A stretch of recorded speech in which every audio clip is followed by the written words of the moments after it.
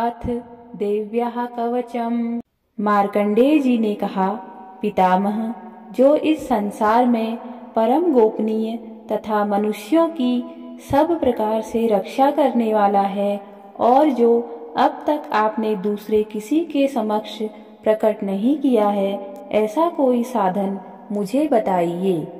ब्रह्मा जी बोले, ब्रह्मन, ऐसा साधन तो एक देवी का कवच ही है, जो गोपनीय से भी परम गोपनीय, पवित्र तथा संपूर्ण प्राणियों का उपकार करने वाला है। महामुने, उसे श्रवण करो।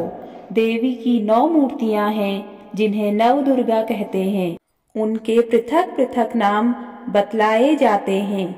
प्रथम नाम शैलपुत्री है, दूसरी मूर्तिका का नाम ब्रह्मचारिणी है, तीसरा स्वरूप चंद्रघंटा के नाम से प्रसिद्ध है, चौथी मूर्ति को कूष्मांडा कहते हैं, पांचवी दुर्गा का नाम स्कंद माता है, देवी के छठे रूप को कात्यायनी कहते हैं, सातवां कालरात्रि और आठवां स्वरूप महागौरी के नाम से प्रसिद्ध है, नवी दुर्गा का नाम सिद्धिदात्री है। ये सब नाम सर्वज्ञ महात्मा वेद भगवान के द्वारा ही प्रतिपादित हुए हैं। जो मनुष्य अग्नि में जल रहा हो, रणभूमि में शत्रुओं से घिर गया हो, विषम संकट में फंस गया हो तथा इस प्रकार भय से आतुर होकर जो भगवती दुर्गा की शरण में आते हैं, उनका कभी कोई अमंगल नहीं होता।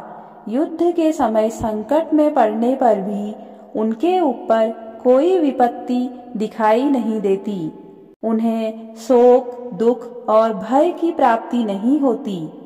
जिन्होंने भक्ति पूर्वक देवी का स्मरण किया है, उनका निश्चय ही अभ्युदय होता है। देवेश्वरी, जो तुम्हारा चिंतन करते हैं, उनकी तुम निसंदेह रक्षा करती हो। चामुंडा देवी प्रेत पर आरूढ़ होती हैं, वाराही भैंसे पर सवारी करती हैं, ऐन्द्री का वाहन ऐरावत हाथी है, वैष्णवी देवी गरुड़ पर ही आसन जमाती हैं, माहेश्वरी वृषभ पर आरूढ़ होती हैं, कौमारी का वाहन मयूर है। भगवान विष्णु की प्रियतमा लक्ष्मी देवी कमल के आसन पर विराजमान हैं और हाथों में कमल धारण किए हुए हैं। वृषभ पर आरूढ़ ईश्वरी देवी ने श्वेत रूप धारण कर रखा है। ब्राह्मी देवी हंस पर बैठी हुई हैं और सब प्रकार के आभूषणों से विभूषित हैं। इस प्रकार ये सभी माताएं सब प्रकार की योग शक्तियों से संपन्न हैं। इनके सिवा और भी बहुत सी देवियां हैं, जो अनेक प्रकार के आभूषणों की शोभा से युक्त तथा नाना प्रकार के रत्नों से सुशोभित हैं। ये संपूर्ण देवियां क्रोध में भरी हुई हैं और भक्तों की रक्षा हेतु रथ पर बैठी दिखाई देती हैं। ये शंख, चक्र, गदा, शक्ति, हल और मुसल, खेटक और तोमर, परशु तथा पास, कुंत और त्रिशूल आदि अस्त्र शस्त्र अपने हाथों में धारण करती हैं। दैत्यों के शरीर का नाश करना, भक्तों को अभय दान देना और देवताओं का कल्याण करना, यही उनके शस्त्र धारण का उद्देश्य है। महान रौद्र रूप, अत्यंत घोर पराक्रम, महान बल और महान उत्साह वाली देवी, तुम महान भय का नाश करने वाली हो। तुम्हें नमस्कार है। तुम्हारी ओर देखना भी कठिन है। शत्रुओं का भय बढ़ाने वाली जगदम्बिके, मेरी रक्षा करो। पूर्व दिशा में ऐन्द्री मेरी रक्षा करें। अग्निकोण में अग्निशक्ति, दक्षिण दिशा में वाराही तथा नैऋत्य कोण में खड्गधारिणी मेरी रक्षा करे। पश्चिम दिशा में वारुणी और वायव्य कोण में मृग पर सवारी करने वाली देवी मेरी रक्षा करे। उत्तर दिशा में कौमारी और ईशान कोण में शूलधारिणी देवी रक्षा करे। ब्रह्मणी, तुम ऊपर की ओर से मेरी रक्षा करो और वैष्णवी देवी नीचे की ओर से मेरी रक्षा करे। इस प्रकार सब को अपना वाहन बनाने वाली चामुंडा देवी 10 दिशाओं में मेरी रक्षा करे। जया आगे से और विजया पीछे की ओर से मेरी रक्षा करे। वाम भाग में अजिता और दक्षिण भाग में अपराजिता रक्षा करे। उद्योतनी शिखा की रक्षा करे। उमा मेरे मस्तक पर विराजमान होकर रक्षा करे। ललाट में माला धरी रक्षा करे और यशस्विनी देवी मेरी भौहों का संरक्षण करे। भौहों के मध्य भाग में त्रिनेत्रा और नथुनों की यम घंटा देवी रक्षा करे।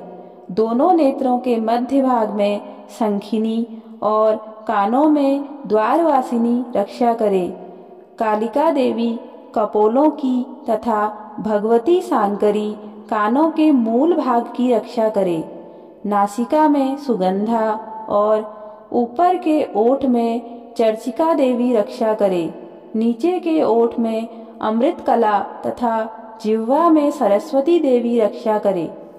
कौमारी दांतों की और चंडिका कंठ प्रदेश की रक्षा करे। चित्रघंटा गले की, घाटी की और महामाया तालु में रहकर रक्षा करे। कामाक्षी ठोडी की और सर्वमंगला मेरी वाणी की रक्षा करे। भद्रकाली ग्रीवा में और धनुर्धरी पृष्ठवंश में रहकर रक्षा करे। कंठ के बाहरी भाग में नील ग्रीवा और कंठ की नली में नलकुबरी रक्षा करे। दोनों कंधों में खड्गिनी और मेरी दोनों भुजाओं की वज्रधारिणी रक्षा करे। दोनों हाथों में दंडिनी और अंगुलियों में अंबिका रक्षा करे। शूलेश्वरी नखों की रक्षा करे। कुलेश्वरी कुछी पेट में रहकर रक्षा करे। महादेवी दोनों स्तनों की और शोक विनाशिनी देवी मन की रक्षा करे। ललिता देवी हृदय में और शूलधारिणी उदर में रहकर रक्षा करे। नाभि में कामिनी और गुह्य भाग की गुहेश्वरी रक्षा करे। पूतना और कामिका लिंग की और महिषवाहिनी गुदा की रक्षा करे। भगवती कटी भाग में और विंध्यवासिनी घुटनों की रक्षा करे। संपूर्ण कामनाओं को देने वाली महाबला देवी दोनों पिंडलियों की रक्षा करे। नारसिंही दोनों घुट्टियों की और तेजसी देवी दोनों चरणों के पृष्ठभाग की रक्षा करे। श्रीदेवी पैरों की उंगलियों में और तलवासिनी पैरों के तलुओं में रहकर रक्षा करे।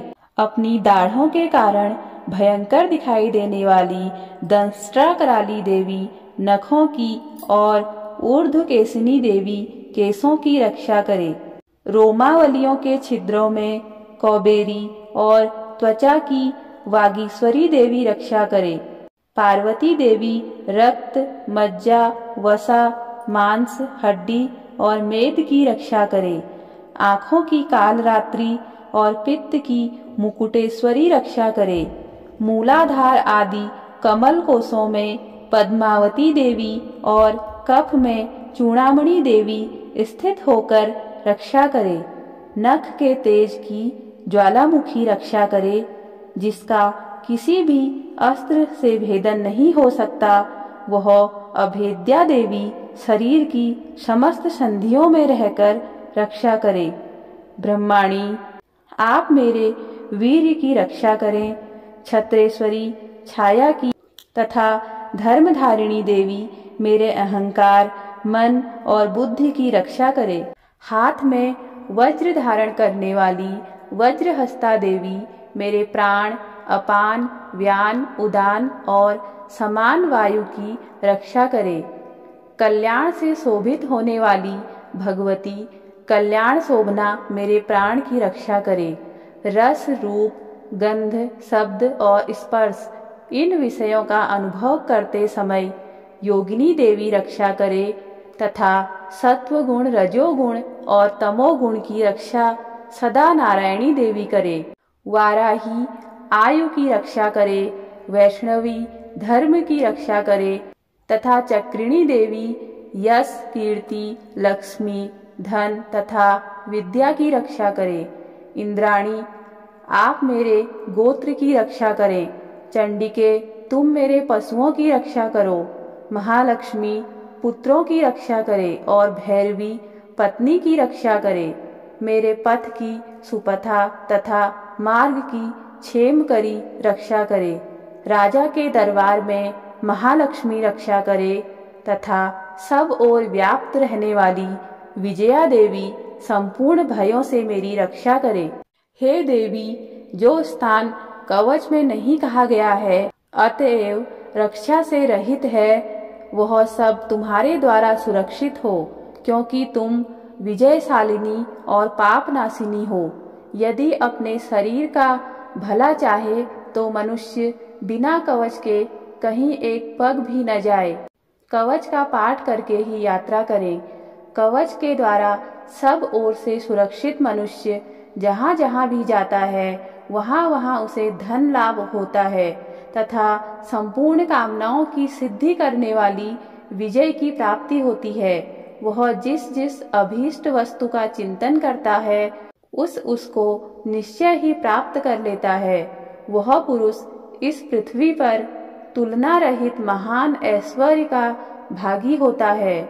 कवच से सुरक्षित मनुष्य निर्भय हो जाता है। युद्ध में उसकी पराजय नहीं होती तथा वह तीनों लोकों में पूजनीय होता है। देवी का यह कवच देवताओं के लिए भी दुर्लभ है। जो प्रतिदिन नियम पूर्वक तीनों संध्याओं के समय श्रद्धा के साथ इसका पाठ करता है उसे दैवी कला प्राप्त होती है तथा वह तीनों लोकों में कहीं भी पराजित नहीं होता। इतना ही नहीं, वह अल्प मृत्यु से रहित हो 100 से भी अधिक वर्षों तक जीवित रहता है। चेचक, मकरी और कोढ़ आदि उसकी संपूर्ण व्याधियां नष्ट हो जाती हैं। भांग, कनेर, अफीम, धतूरे आदि का स्थावर विष, सांप और बिच्छू आदि के काटने से चढ़ा हुआ जंगम विष तथा अहिफेन और तेल के संयोग आदि से बनने वाला कृत्रिम विष, ये सभी प्रकार के विष दूर हो जाते हैं। उनका कोई असर नहीं होता।